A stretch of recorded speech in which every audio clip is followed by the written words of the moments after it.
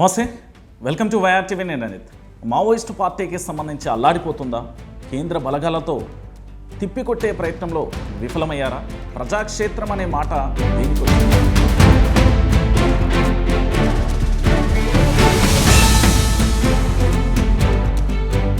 ఏంటి సార్ అసలు అభయ్ పేరిట వచ్చిన ఈ లేఖ అసలు సారాంశం ఏంటి? లేఖ ఇప్పుడు ఎందుకు రిలీజ్ చేశారు? అసలు లేఖలో ఫోటో పెట్టి రిలీజ్ చేయాల్సిన అవసరం ఏంటి? నిరంతరము అభయ్ పేరుతో ప్రకటన చేసే అభయ్ అనే వ్యక్తి తన స్వయంగా తన ఫోటో ద్వారా కూడా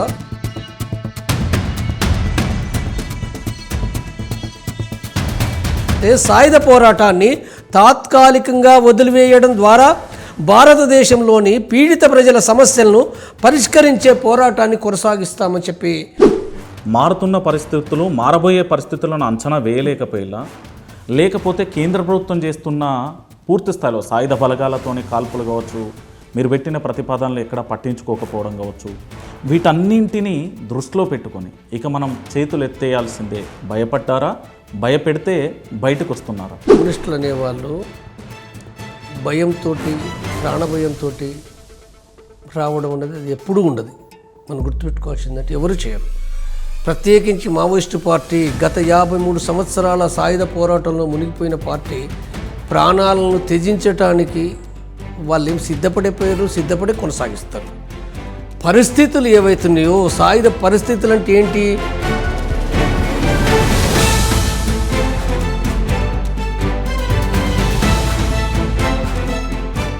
సార్, చాలా రాజకీయ పార్టీలు ఉన్నాయి తెలంగాణలో, భారతదేశంలో కూడా చాలా రాజకీయ పార్టీలు.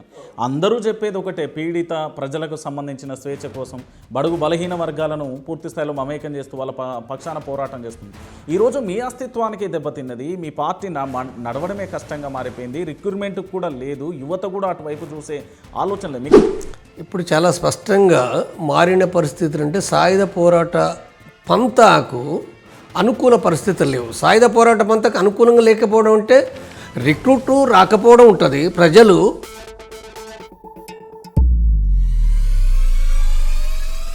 మావోయిస్టు పార్టీ అంటే కేంద్ర ప్రభుత్వం కానీ ప్రభుత్వాల దృష్టిలో ఏం పేరు ఉంటుంది సార్? దేశద్రోహులు అని ఉంటుందా, లేకపోతే ఉగ్రవాదులు అనే కోణంలో, ఏ కోణంలో చూస్తారు?